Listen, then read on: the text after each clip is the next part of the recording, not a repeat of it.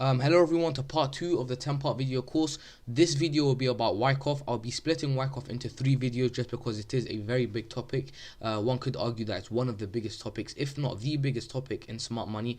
So I'm going to be splitting it into 3 parts. The first part will be about what Wyckoff is, the functions of Wyckoff, and the utility of Wyckoff to smart money. The second part will be about how to identify Wyckoff on a chart, and then finally part 3 will be about how to use Wyckoff as lower time frame confirmation to be able to refine your entries and get those higher risk to rewards, given that you already have that higher time frame directional bias. Right, so I'll be going through in this video. I will be going through what Wyckoff is and the functions of Wyckoff. I've made a full document about this. It will be attached to the video link here, so it'll be in the same place where you've clicked now to get this video. You'll also find this, and it'll be in the pinned messages, so make sure you go ahead and look at those 2 things and you'll find it.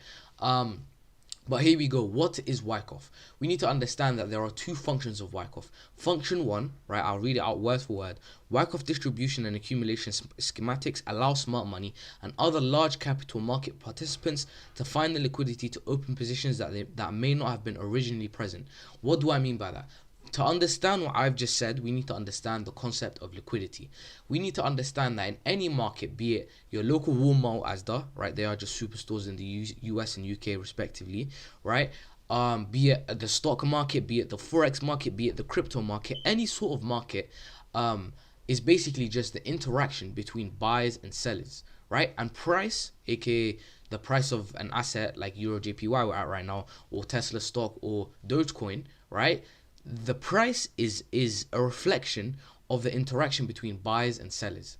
We need to understand that if there are more buyers than sellers, price will go up. If there are more sellers than buyers, price will go down, right? That's the essence of any sort of financial market, right? We therefore need to understand that when a large capital market participant, which is the exact words that I've used here, large capital market participant, aka an institution, wants to buy an asset, they need to find sellers that are selling that asset. Think of it as a physical good. If I want to sell you an iPhone, right?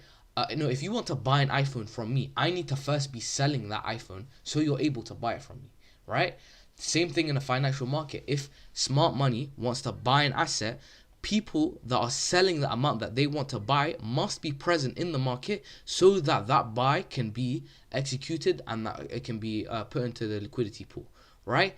So we need to understand that at some points in a market, there's not always going to be enough sellers for buyers, and there's not going to be enough buyers for sellers. So what do I mean by that? Say at this price, smart money wants to, let's just put it on a bit of blank chart. Say we have at this price, smart money, price has come into here, and smart money wants to buy this asset, right? Say for example, at this price right here, the liquidity for their buys, smart money's buys, is not available. What they can do is they can print situations onto the market to instigate retail selling, right? So that they can have the sellers, so that their buy can be executed and be added to the liquidity pool. So what do I mean by that? I mean, we will have situations here, we will have double tops happening, right? Because we need to understand that when there's an area of resistance, aka a double top, retail traders will be looking to sell the market once the market comes into that the area of double top. By doing this, by printing this double top onto the market, smart money has instigated retail traders into selling this market.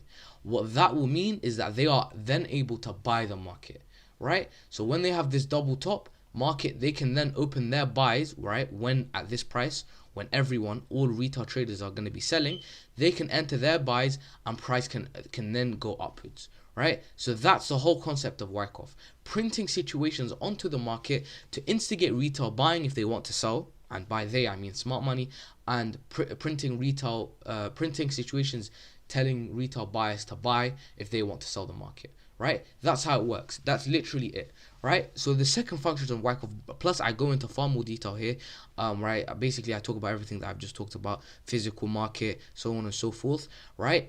So if you have any other questions, let me know as well. I hope that's made sense. I will go through more of this in the next 2 calls. I will refer back to this, although this is the main call where I talk about liquidity and so on and so forth. I will, of course, refer back to all of these topics in the next two videos about Wyckoff, right? So the next function of Wyckoff is to allow smart money to open big positions without crashing the market. The exact wording that I used is Wyckoff schematics can allow smart money to open big positions by distributing or accumulating orders and positions without crashing the market, assuming that there is enough liquidity to open positions, right? So what do I mean by that? I mean, say for example, at this price, right, smart money at this price wants to sell whatever asset this is. Say this is Tesla stock, or we're on Euro JPY, so let's say this is Euro JPY. Smart money wants to sell Euro JPY at this price right here, right? We need to understand that if they did that and they opened a huge, massive sell, and we need to understand smart money has huge capital, and therefore they are able to open these huge positions. So say for example they open a huge position assuming there's liquidity, where sometimes, a lot of the time, there won't be liquidity to open those huge positions, but assuming there is, if a huge sell is open at this exact price right here, price will drop heavily, right? Then what will happen is we'll have human nature kick in. Hedge funds and so on and so forth that were buying up here will close their positions, market will go down further. Then people that were buying here will close their positions, market will go further.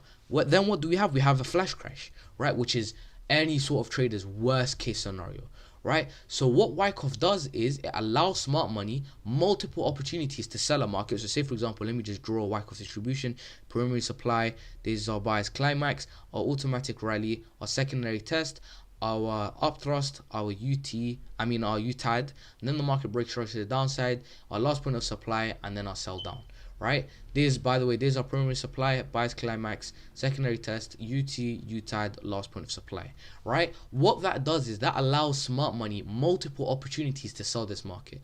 They can open the bulk of their position on the UTAD, then a bit on the last point of supply, and a bit on the buyer's climax. That means that say they want to open a 200 million pound position overall, they can open a 100 million pound position at the UTAD, right? Then they can open 50 million pounds here and 50 million pounds here. That means they've distributed their orders without crashing the market.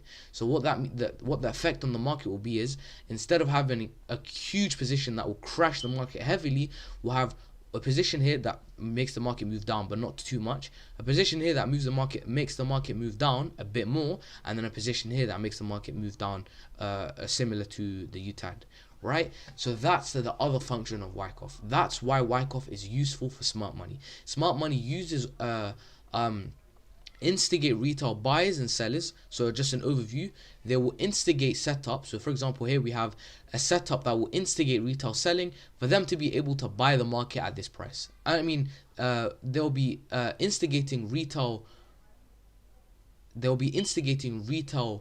buying in order to allow smart money to sell the market. So what I have here is we'll have a break and retest scenario where the market breaks above a level of resistance. I just started there for a reason, but basically we'll have a scenario where market has a break and retest.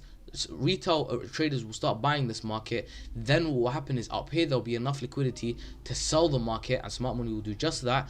And that's the first function of Wyckoff. The second function of Wyckoff is so that it doesn't crash the market. Thank you for watching. That has been the first part of our the second part of our 10 part video course. Thank you for watching.